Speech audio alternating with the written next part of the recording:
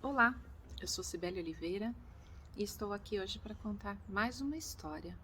Hoje eu vou falar sobre a parábola O Óbolo da Viúva e para começar eu vou cantar uma canção. Vamos lá?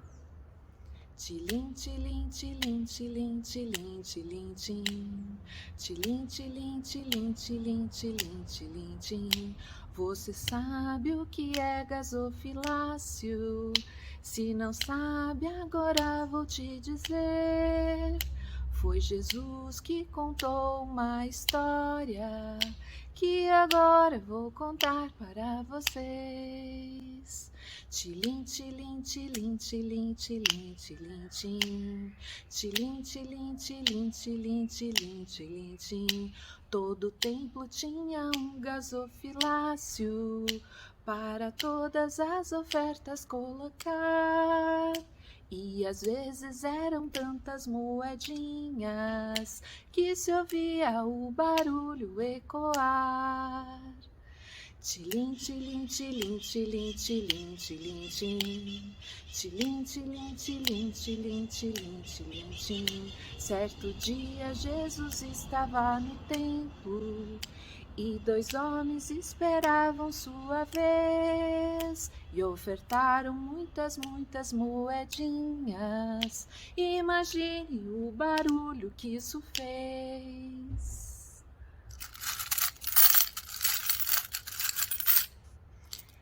Tilim, tilim, tilim, tilim, tilim, tilim, tim. Tilim, tilim, tilim, tilim, tilim, tilim, tim.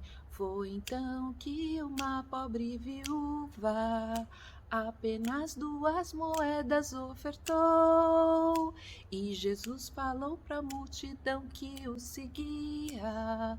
Ela assim compreendeu a lei do amor. Tilim, tilim, tilim, tilim, tilim, tilim, tim. Tilim, tilim, tilim, tilim, tilim, tilim, tim. Essa é a musiquinha que dá entrada para a história, né? Para a parábola O Óbolo da Viúva. Você sabe o que é o óbolo da viúva? Primeiro, o que é o óbolo? Óbolo é a oferta, é a doação. E viúva é aquela pessoa que se casa e que o esposo desencarna antes. Então ela fica viúva depois que ele morre, depois que ele parte. Então, a oferta daquela que perdeu o marido. Esse é o título da história. E Jesus quis trazer com essa história o tema caridade, porque naquele tempo, no templo, existia o gasofilácio, né, outra palavra difícil, que era um ofertório onde as pessoas colocavam as suas ofertas em dinheiro. Isso hoje existem nos templos, nas igrejas, né, onde as pessoas ofertam o seu dinheiro para ajudar a igreja, para ajudar o próximo, né, para as campanhas, ou mesmo nas casas espíritas, onde a gente tem aquele lugarzinho onde a gente doa alimento, doa roupa. É o nosso tipo de gasofilácio, ou seja, é o lugar onde a gente coloca as nossas ofertas, seja qual for a casa, o templo que a gente frequente, não é verdade?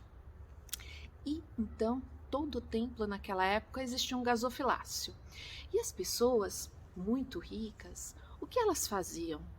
Elas gostavam, né, com o orgulho, né, exacerbado, ao invés de fazerem suas doações em silêncio, com discrição, elas queriam aparecer, elas queriam mostrar que elas doavam muito dinheiro e por isso elas faziam, quando elas doavam, elas faziam muito barulho ao doar aquelas moedinhas, para que todos soubessem que aquela pessoa era importante, ela estava fazendo uma grande doação para o templo. Já a viúva, ela, uma pessoa muito humilde, viúva naquele tempo de Jesus, hoje é muito diferente, mas as mulheres naquela época não trabalhavam, elas dependiam única e exclusivamente dos maridos. Então imagina a situação dessa senhora que não tinha mais um marido para ajudar, né, a dar o alimento, a conseguir as coisas para casa. E ela tinha somente 2 moedinhas. ela deu as 2 únicas moedinhas que ela tinha para o templo. E ela fez isso de uma forma caridosa. Por quê?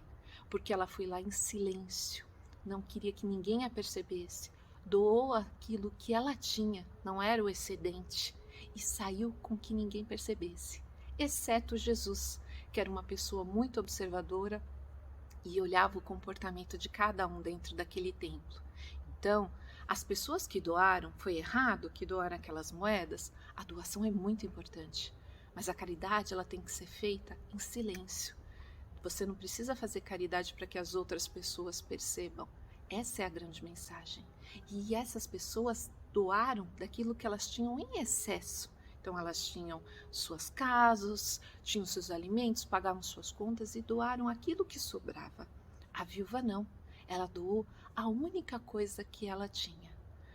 E doar significa você dar o melhor de si. A doação não precisa ser só dinheiro, porque senão muitas pessoas não conseguiriam praticar a caridade. E a caridade ela pode ser feita de diversas formas, a caridade material e a caridade imaterial. Todos nós podemos praticar a caridade, quando a gente doa um abraço para quem precisa, quando a gente doa o nosso tempo, o nosso ouvido para escutar alguém desabafar, ou doando alimentos para aquele que tem fome, quando é possível, né, a gente fazer esse tipo de caridade. Enfim, não há desculpas para não praticar a caridade, mas o mais importante é que quando fizermos a caridade, façamos sem querer nada em troca e sem querer aparecer, porque a caridade perde o valor.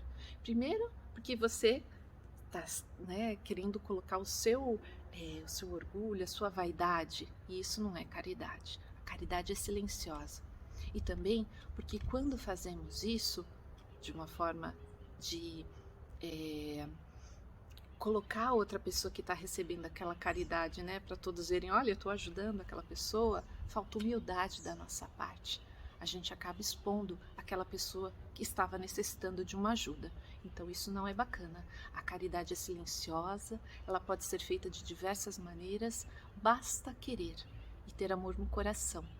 Então, Jesus quis trazer essa grande lição para a gente, para dizer que as pessoas mais humildes, às vezes, dão aquilo que elas têm de melhor e de maneira muito simples, muito sincera, sem querer nada em troca.